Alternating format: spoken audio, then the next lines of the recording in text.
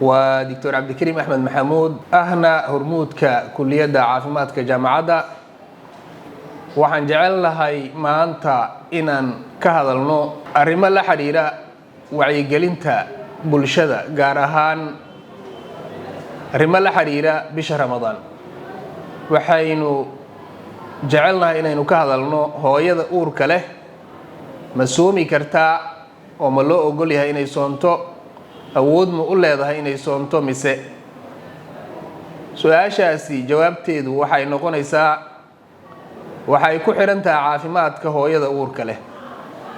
Hooyada uurka leh haddii ay rabto inay soonto waxaa loo baahan yahay inay cabto biyo badan oo gaaraya ilaa 3 litir xilliga afurka iyo xilliga saxuurta.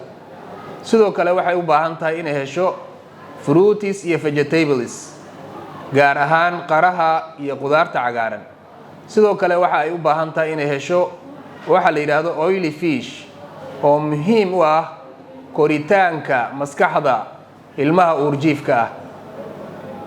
Waxaa jiro waxyaabo loo baahan yahay hooyada uurka leh inay ka fogaato oo ay ka mid yihiin kofeega, sokorta badan iyo waxyaabaha la shiishiilo. Waxaa khatar ah oo dhibaatooyin fara badan ay ka imaan karaan haddii hooyadan ay qabto dhiigkar, haddii ay qabto sokor, haddii ay tahay anemia ama dhiig la'aan, haddii ay qabto xanuunada ay ka mid yihiin xanuunada ku dhaca wadnaha iyo asmada, sidoo kale ama neefta waxa loo yaqaano. Sidoo kale waxaa khatar ah qofkani hadduu yahay qof dhiig baxaya oo ibida ay ka soo horeyso ama dhici sameynaya ama dhiig baxyo kale leh. Sidoo kale waxaa khatar ah qofkani hadduu yahay qof mataga oo inta badan matagu uu ku badan yahay. Sidoo kale waxaa khatar ah qof horay ilma ay ugu soo dhinteen.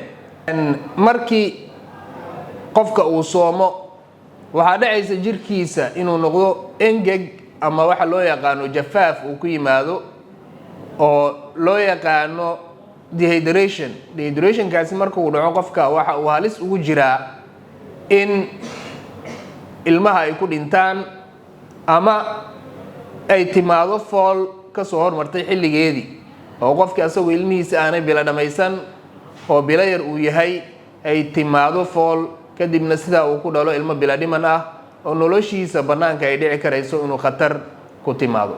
So arrimahaasoo dhan ayadoo la fiirinayo ayaa waxaa loo baahan yahay qofka markuu uur leeyahay inuu isbitaal tago oo caafimaadkiisa kala tashado dhaqaatiirta si loo qiimeeyo markaana loogu sheego khataraha caafimaad ee jira ee la xiriira noloshiisa.